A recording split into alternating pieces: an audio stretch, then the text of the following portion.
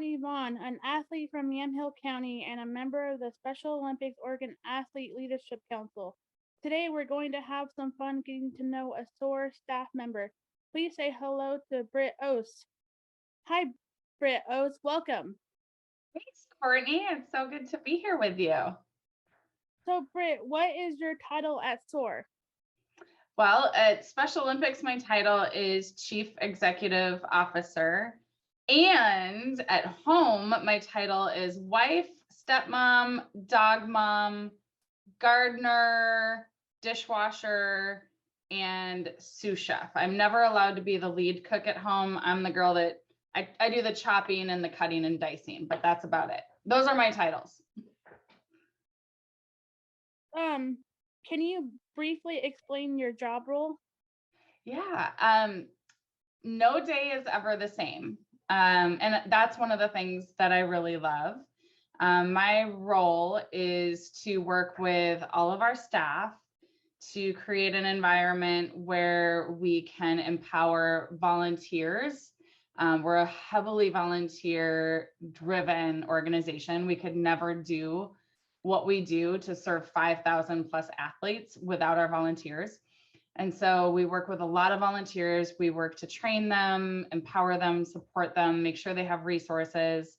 Having resources means having fundraising events and donation campaigns. There's marketing and PR support that goes with that. I also work closely with our national and international organization.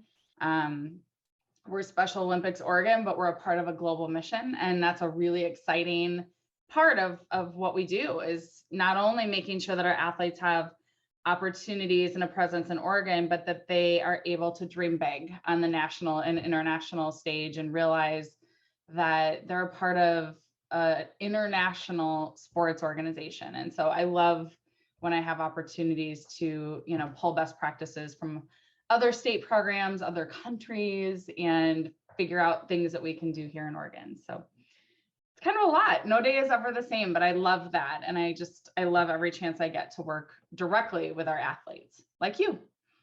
Yeah. Let's see.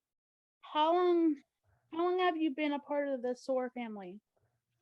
I started with Special Olympics Oregon in June of 2018 when I moved from Minnesota to take this job. So when I started with SOAR, I was also getting to know Portland and Oregon and meeting new people. And so it was kind of a whirlwind experience, but so I'm almost up to 4 years. How long have you been an athlete with SOAR, out of curiosity? Oh gosh, I've been an athlete since 2007. Okay. Oh, you've got me beat.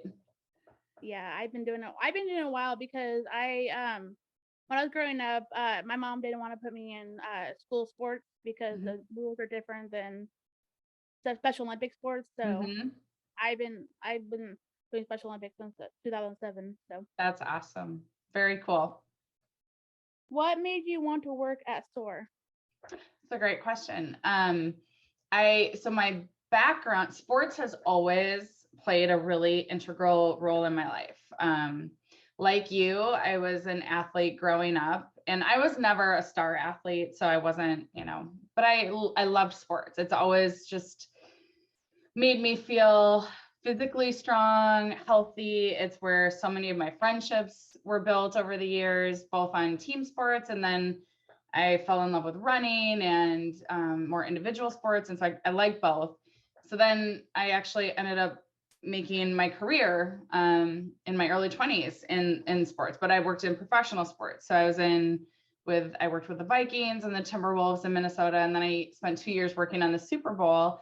And when I found this opportunity with Special Olympics in Oregon, I was beyond excited because I'd actually volunteered with Special Olympics in Minnesota. I used to take my staff at the Timberwolves to Special Olympics Minnesota's summer games, and we would volunteer, and I would get to work with some of the athletes at their events, and I fell in love with the organization. I had so much fun.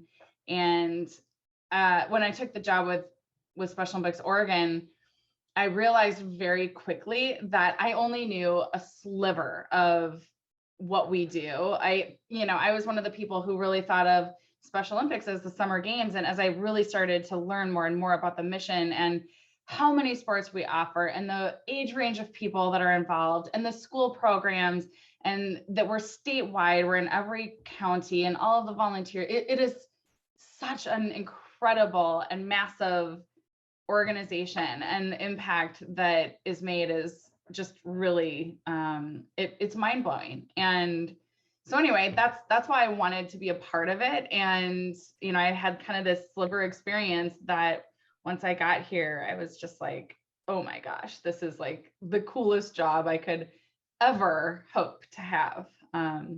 Yeah. Okay. What's your favorite food that you couldn't live without? Can I give you a few, or do I have to pick one? Okay. Tacos. I am Taco Tuesday queen. We do Taco Tuesday in my house. We always play, Mexican music, and my husband is an amazing cook. And so we always make really good tacos. Chicken and steak are my favorite. I would also say cream cheese. Like, I cannot be trusted around cream cheese. I will eat it by the spoonful. I am judged. Like, if it's missing in our house, people always look at me like, how much cream cheese did you eat? It is my favorite thing ever. And I know it's not a food, but I literally could not live without coffee. Like, so coffee, cream cheese, and tacos, is that the strangest combination? But that's what I would give you. Your favorite band / musician? Ooh, a good one. I love Queen. If Queen comes on in the car, I am like singing at the top of my lungs. I love them. I'm from Minnesota, so Prince, I'm a big Prince fan. He was a Minnesota guy. I love to listen to classical music when I'm working. I love, it allows me to focus on what I'm doing without getting distracted by lyrics, and it's really comforting to me. I love that. I love country. So if there's an outdoor country concert, I am in. I was lucky when I worked for the Timberwolves. I oversaw the suites and premium seating. And so I also I didn't run the concert business, but I sold the suites for all of the concerts in addition to the Wolves. And we had Garth Brooks come for 10 shows. So for an entire week, he would do 2 shows a night. And for an entire week, all I did was like Garth Brooks concerts. And so I kind of fell in love with him too. Those are probably my favorites. Do you have any pets? I do. I am actually surprised she's not sitting behind me right now, but I have a rescue dog. Her name's Penny Lane. She was named after the Beatles song, and I didn't name her. It's the name that she had. And she had a pretty tough history. We adopted her when she was 5, and she'd been through a lot. And so she's a little quirky, but she is my girl. I love her. And we got her about 4 months after my other dog passed away. And so I had a beagle for 10 years who was also a rescue. She passed away when she was 15, and her name was Carrie Bradshaw. I named her after the main character of Sex and the City. And so when I lost my baby Carrie, then that's when we got Penny. And so yeah, Penny Lane is my little pal now. What would be your dream vacation? Okay, so this always seems to surprise people. I've never been to Europe. I am 46 years old and I've never been to Europe, and it is totally my bucket list. I desperately want to just go and explore and eat food and listen to music and look at art and talk to people and learn their culture and just go to kind of the off the beaten track places. So that's one. And my other bucket list trip, I'm a total mountain climbing junkie, and I'm not a mountain climber. I've climbed a few, but nothing technical. So it's not something that I'm good at, but I am like obsessed with mountain climbers. And so we're actually in the climbing season for Mount Everest. And the way some people follow baseball or, hockey or football, I follow the climbers. I am like just voraciously reading about who's climbing, who's summiting, what are the different teams over there. And so my other dream vacation would be to hike to the base camp of Mount Everest.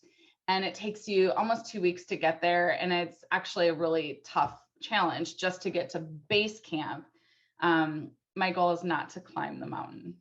I just want to get to the base camp. So those are my two. Your favorite sport? Soccer. I currently play on 5 soccer teams, which I think my husband would say is probably far too many, but I love it. And the older I've gotten, I have a harder time going out and just running for the sake of running. I used to be a distance runner, never super fast, but I loved it.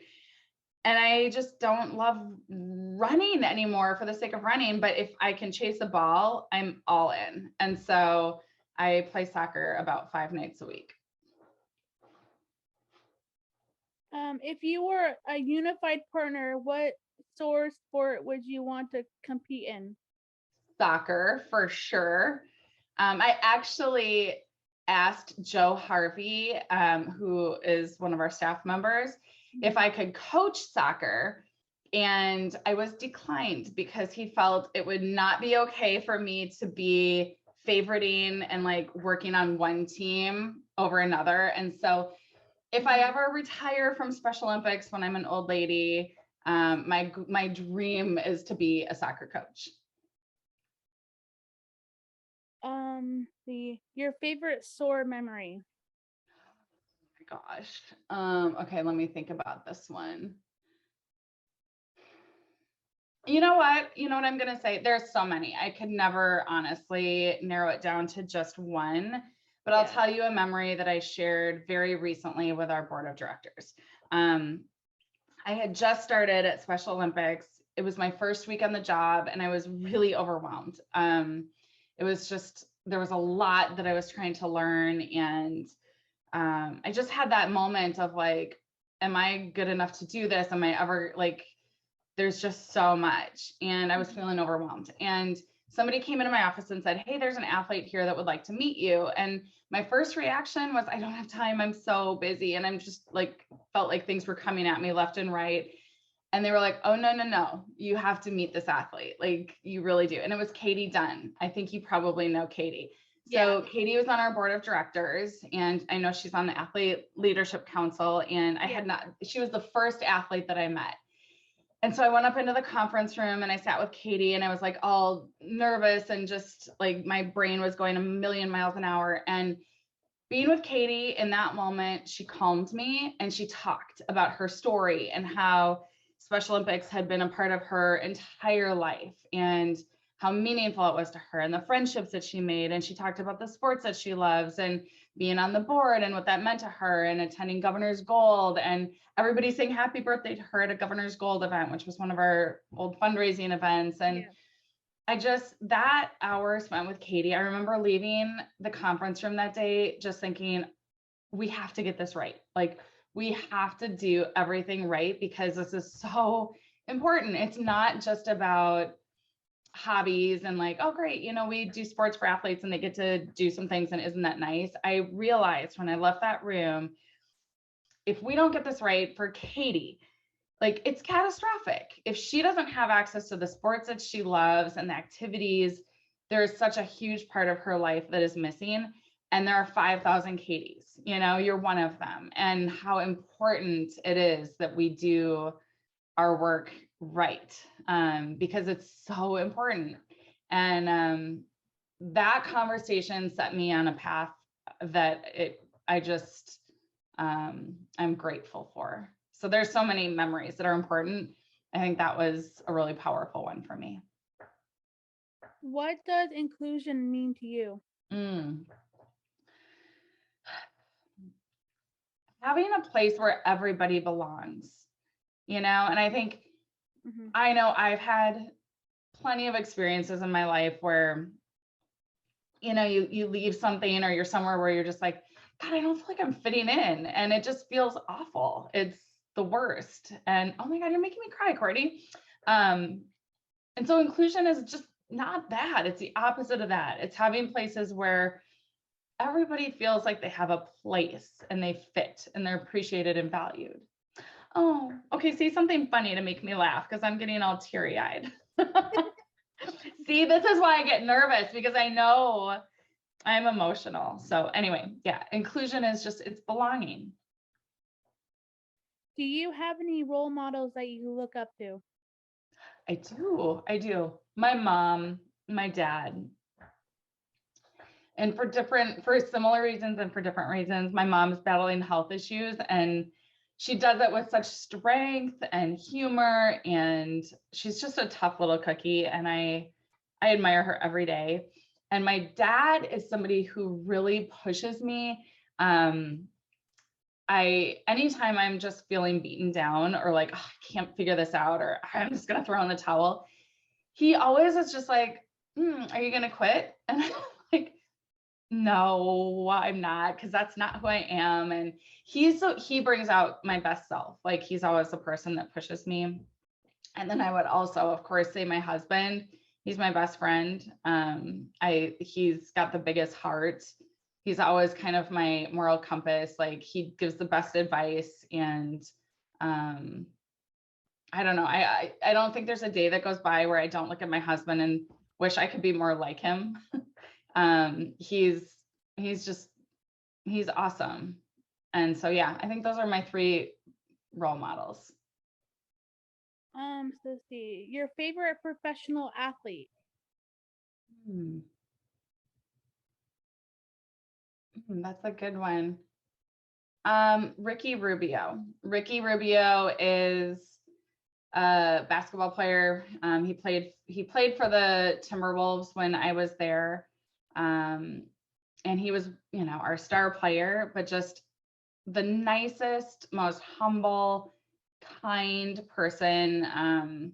He used to rescue kittens, which I was just like, oh my God, like that's, he was just nice. He was nice to everybody. And I appreciated that quality.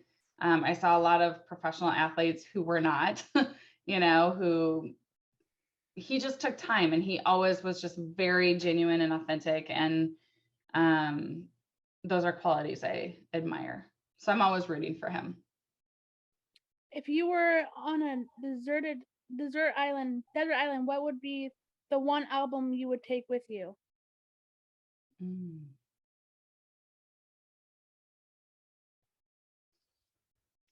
Okay, this will surprise you. Britney Spears. I listen to Britney Spears all the time. It is my pump up music. It's yeah. I'm guessing if I were on a desert island, I would need some like, all right, I got to get through this. I need some mojo. That Britney Spears. Yeah. Do you have any hidden talents? Oh my gosh, hidden talent. I'm a hack piano player. I took lessons when I was a kid, and I can still sit down and kind of fumble through some songs. My goal is to get better. I would love to get back into that, but I can play the piano a little bit, and I love writing. I don't know that I'm a good writer, but I love writing. I spend a lot of time writing in my journal, and my dream would be to someday write a book, but I don't know what about. I just love writing. Your favorite thing to do on a weekend? I love mowing the lawn. It is my guilty pleasure. I love relaxing and the smell of fresh cut grass. And then we have a place on a lake, and anytime I can get up to the lake and just go kayaking, hang out with the dog, hang out with my family, grill brats, make s'mores, like that's my jam. Go for hikes. I love that. What is one of your proudest accomplishments? Without question, it's getting through just some tough times with Special Olympics and being able to look at what this incredible village of people who love this organization has been able to come together and accomplish over 3.5 years. We've had some obstacles, COVID being a big one.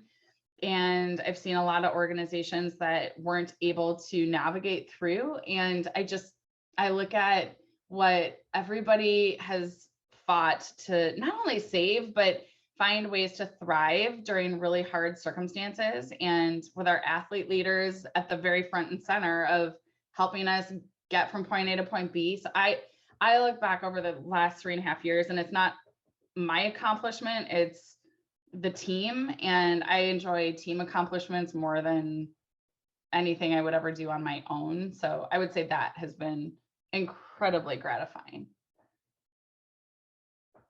What is the one thing that you would like our readers to know about SOOR?